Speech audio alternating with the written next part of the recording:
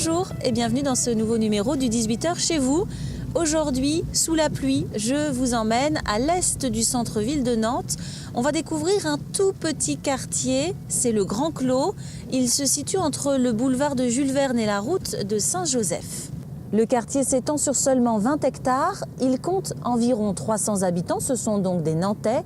Et l'élu en charge du quartier, c'est Catherine Piot du Parti socialiste.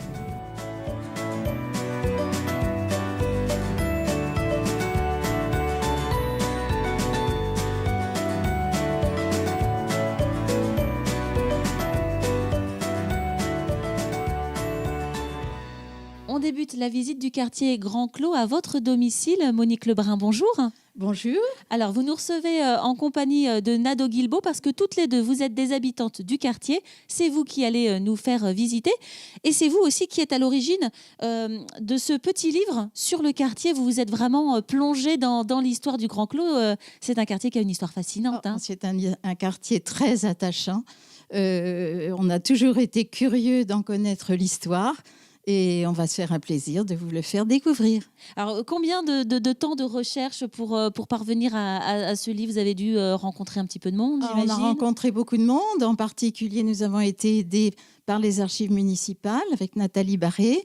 Et nous avons travaillé quand même pendant 2 années. Très bien, on va donc partir tout de suite à la découverte de votre quartier. Avec grand plaisir.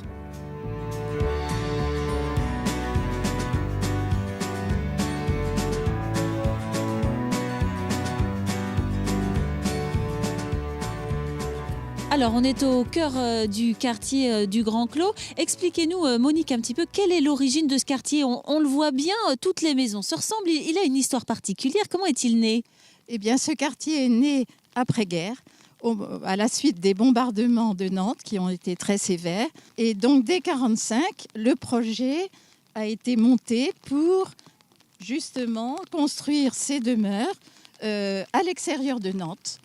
Donc, on est parti d'un terrain vierge pour dessiner tout un quartier. Oui, un terrain vierge céréalier de 13 hectares qui a été choisi et pensé par Michel Rutspitz, architecte du ministère de la Reconstruction urbaine à Paris, et qui a tenu à une structure très rigoureuse des lieux. On pourrait même dire qu'elles sont organisées, ces maisons, sur un plan rectiligne. Tout à fait. Dans la mesure où 2 voies principales qui desservent effectivement l'essentiel de la circulation, avec large trottoir planté d'arbres, les chênes américains au départ et depuis 2005 des érables rouges, mais aussi des voies transversales orientées nord-sud qui desservent le devant des maisons et le petit jardin d'agrément actuel. Parce que les maisons, elles ont toutes des jardins, des garages. Donc, on voit au niveau de l'habitation, c'est bien organisé. Et il y a eu aussi des commerces à la naissance de ce lotissement. Tout à fait, dans la mesure où les premiers habitants étaient un peu réticents, d'abord de s'exiler du centre de Nantes, et que la campagne ne leur offrait pas toutes les commodités prévues pour une famille. Quelles enseignes on trouvait alors? Quelles enseignes on trouvait? Journaux, tabac, boucherie, charcuterie, épicerie, poissonnerie, et qui est devenue ensuite une épicerie et après une antiquité. Le dernier commerce, la boulangerie-pâtisserie, a fermé les portes en 2008. Des commerces et puis une école, tout de suite. L'école, bien sûr, dès 1950. Il était nécessaire effectivement que les gens du quartier puissent y scolariser leurs enfants. Et cette école a pris forme et a ouvert ses portes en 1953. On poursuit la visite avec vous, Nado, et on est devant une plaque patrimoine du XXe siècle. Qu'est-ce que cela signifie? C'est le ministère de la Culture qui a délibéré par rapport à notre quartier pour montrer un choix architectural et urbanistique du XXe siècle. Rue du Fezzan, rue de Tacrouna, ce quartier a des noms de rues un peu particuliers. Oui, ce nom provient des batailles des forces de la France libre. Et il a été décidé par le conseil municipal en juin 1950 malgré des hésitations, étant donné l'orthographe compliquée de ces rues. Et finalement, ça a été adopté par tout le monde. Tout à fait.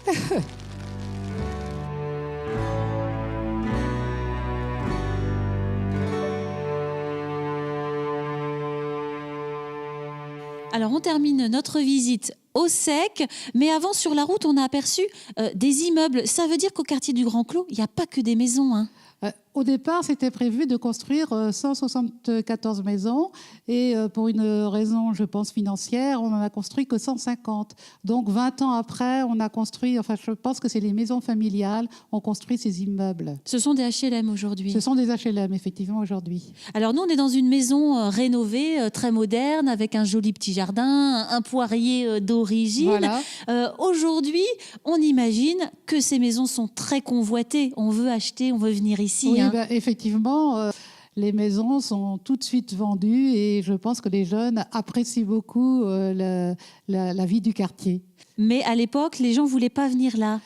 Parce que c'était excentré de la ville aussi, il faut dire. Donc, effectivement, je pense qu'en 1948, il n'y avait eu qu'une vingtaine de maisons qui avaient été prises à l'époque, quoi. Une vingtaine de volontaires, en fait, au départ. Une vingtaine de volontaires, voilà. D'accord, bon, très bien. Merci beaucoup pour la visite du quartier. Et j'ajoute que pour ceux qui veulent en savoir plus, eh bien évidemment, ils peuvent consulter votre livre. Voilà, sur les archives municipales, Histoire de quartier.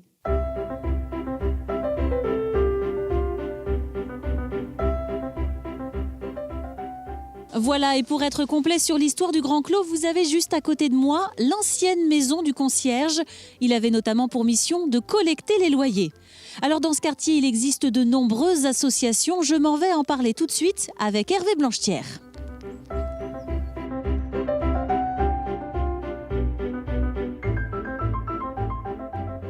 Hervé Blanchetière, bonjour. Bonjour.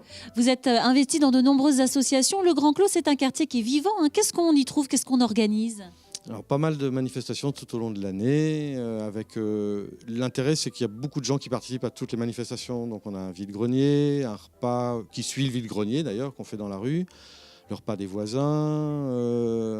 Il y a aussi des échanges de graines, de plantes, de choses comme ça. Des groupes de lecture, des gens qui lisent des livres et qui échangent après sur le sujet. Des AMAP. Pas mal d'AMAP là, depuis quelques années, depuis que les derniers commerces sont fermés dans le quartier. Et puis quelque chose d'assez spécifique au quartier, je crois, c'est la mise en place. Il y a eu un groupe de discussion qui a été mis en place sur Internet, d'échanges, de services. Donc c'est juste une adresse mail commune à tout le monde. Ou quand quelqu'un a besoin d'un service, alors une personne âgée pour déplacer un meuble, quelqu'un qui a besoin de chaussures de sécurité de 46, quelqu'un qui cherche un guide pour le Portugal, mais il envoie un mail et en général, on va dire, allez, dans la demi-heure qui suit, il a une réponse. Aujourd'hui, il y a plus de la moitié des maisons du quartier qui sont sur ce fil de discussion et qui participent à l'animation et à l'échange sur le quartier. Ça témoigne de la solidarité du quartier depuis le départ et qui continue aujourd'hui, quoi. Oui, voilà. C'est vraiment, même si effectivement sociologiquement le quartier change par rapport à sa création, aujourd'hui l'esprit, oui, d'échange, de solidarité est resté. Oui, tout à fait. Et alors dans les locaux où on se trouve et à côté, il y a un gymnase, il y a aussi beaucoup d'activités sportives, ludiques qui sont proposées ici. Alors ici, on est dans les locaux de l'Amicale laïque des Marsaudries, donc qui s'est créée en même temps que l'école à côté du quartier. Amicale laïque qui aujourd'hui rayonne plus large que le Grand Clos, puisqu'on a 1600 adhérents. Donc vous voyez bien, on est plus sur le quartier de Lanterne, qui propose une vingtaine d'activités sportives, culturelles, dans des nouveaux locaux, puisqu'on est ici depuis 2 ans maintenant, dans des locaux que vous voyez neufs. Voilà. Et à 2 pas, la salle Bonnaire, qui est historique du quartier. Voilà, alors effectivement, la salle Bonnaire historique, qu'on utilise régulièrement pour des activités, et notamment qu'on réutilise depuis peu par rapport à l'origine de la salle Bonnaire, qui était une salle de cinéma, il y a longtemps. Et aujourd'hui, depuis maintenant 3 ans, on propose 3-4 fois par an des projections filmées dans un cadre qu'on appelle cinétique. 2 € l'entrée, donc voilà, c'est abordable pour tout le monde. Et c'est projection de films et débat derrière, parce que ça nous paraît toujours important de toujours favoriser les échanges et de pouvoir avancer là-dessus. Donc c'est des ciné-débats qu'on propose aux habitants du quartier, mais aussi aux enfants de l'école. Un quartier riche donc en activités. Qu'en pensent les habitants? Écoutez-les. Ça fait du bien. C'est un vrai chouette quartier. convivialité, beaucoup de solidarité, de la mixité. C'est un quartier formidable. Il est assez atypique, c'est assez agréable. Il y a tous les commerces de proximité, il y a les écoles, les médiathèques, les structures sportives, il y a tout ce qu'il faut, quoi. Que ce soit en médecin, en épicerie, on est vraiment bien des grandes surfaces, on a tout ce qu'il faut. Vraiment, c'est très agréable ici. Il y a beaucoup d'enfants dans le quartier. On peut se retrouver après l'après-midi pour faire du roller. Donc on ne s'ennuie pas. Dans la rue, il n'y a pas trop de voitures. Et puis voilà, les trottoirs sont lisses. Moi, j'aime bien. Moi, je fais du skate. Je vais jouer avec ma voisine et avec mon frère. Il faudrait changer quelques petites modifications au point de vue sécurité. Ça, c'est très important. Vous voyez, on ne peut pas passer sur les trottoirs sans qu'il y ait des voitures, ça c'est hyper désagréable. Sinon, le quartier, il est vraiment très agréable.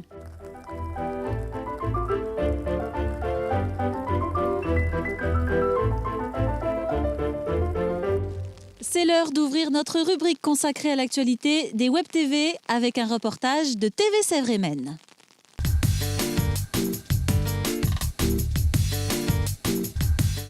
Après la vente, la retouche et la grande distribution, ce sera 14 ans après avoir effectué ses études dans les métiers de la mode et de l'artisanat que notre créatrice clissonnaise nous propose du sur-mesure de robes de cocktail et de mariée.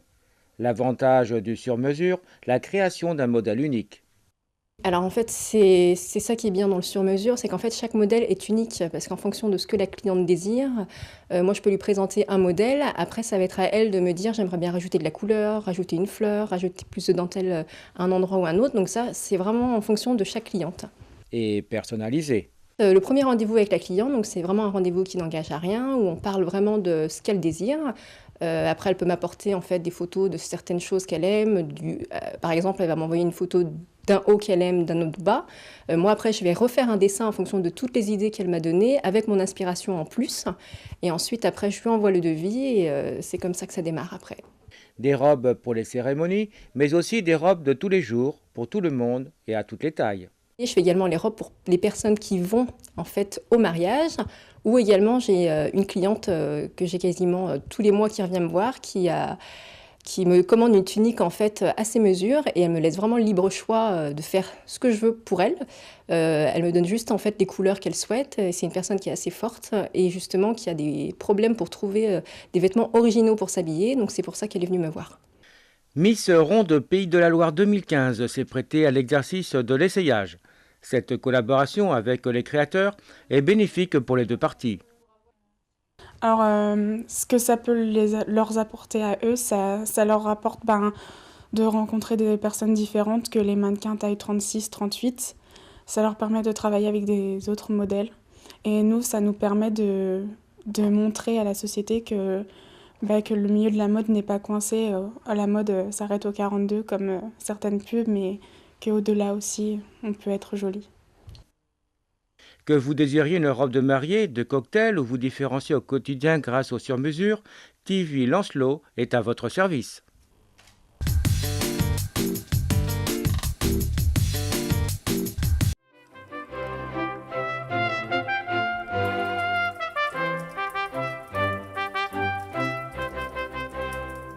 On termine cette émission chez Monique qui nous a fait visiter tout à l'heure le quartier du Grand Clos avec les coups de cœur, les rendez-vous à vivre dans notre département.